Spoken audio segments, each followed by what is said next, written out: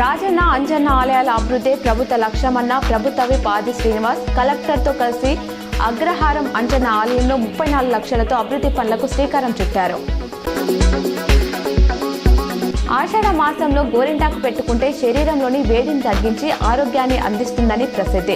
జగిత్యాల జిల్లా మేటపల్లి పట్టణంలోని మున్సిపల్ కార్యాలయంలో పట్టణ పేదరిక నిర్మూలన సంస్థ మెప్మా ఆధ్వర్యంలో 100 రోజుల స్వచ్ఛత కార్యక్రమంలో భాగంగా మెప్మా ఆర్పీలు మున్సిపల్ మహిళా సిబ్బంది గోరింటాకు వేడుకలను ఘనంగా నిర్వహించారు. ఈ రోజు ఎల్లారెడ్డిపేట మండలంలోని కాంగ్రెస్ పార్టీ మండల శాఖ ఆధ్వర్యంలో వైఎస్ రాజశేఖర రెడ్డి గారి జయంతి 76వ జయంతి సందర్భంగా వారి చిత్రపటానికి పూలమాల వేసి నివాళులర్పించడం జరిగింది. రాబోయే పంచాయతీ ఎన్నికల్లో అత్యధిక స్థానాలను కైవసం చేసుకునేందుకు బీజేపీ సన్నాహాలు చేస్తుంది. స్థానిక సంస్థల ఎన్నికల్లో అనుసరించాల్సిన వ్యూహం చేపట్టాల్సిన కార్యక్రమాలపై కేంద్ర హోంశాఖ సహాయ మంత్రి బండి సంజయ్ కుమార్ కరీంనగర్లో పార్లమెంట్ నియోజకవర్గ పరిధిలోని పార్టీ మండల అధ్యక్షులతో అంతర్గత సమావేశం నిర్వహించారు. మంత్రి వాకిటి శ్రీహరి ఆసక్తికరమైన వ్యాఖ్యలు చేశారు. మంత్రి పదవి కింద ఇచ్చిన శాఖలపై తీవ్ర అసంతృప్తి వ్యక్తం చేశారు. శ్రీహరి తనకు ఇచ్చిన శాఖలన్నీ గందరగోళంగా ఉన్నాయి.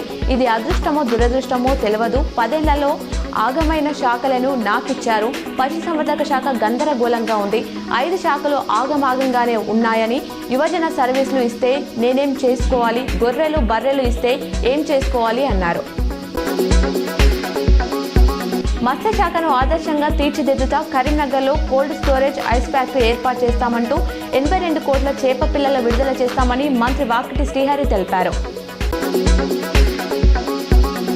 దివంగత ఉమ్మడి ఆంధ్రప్రదేశ్ ముఖ్యమంత్రి డాక్టర్ వైఎస్ రాజశేఖర రెడ్డి గారి జయంతి సందర్భంగా వారికి ఇవే మా ఘన నివాళులర్పించిన మంత్రి పొన్నం ప్రభాకర్. జగిత్యాల కొరుట్లలో 5 ఏళ్ల బాలిక హత్య కేసులో పిన్నిని అరెస్ట్ చేశారు. బాలిక పిన్ని మమతను అరెస్ట్ చేసి రిమాండ్కు తరలించిన పోలీసులు బాలిక ఇతిక్షను హత్య చేసి డ్రామా ఆడిన పిన్ని మమత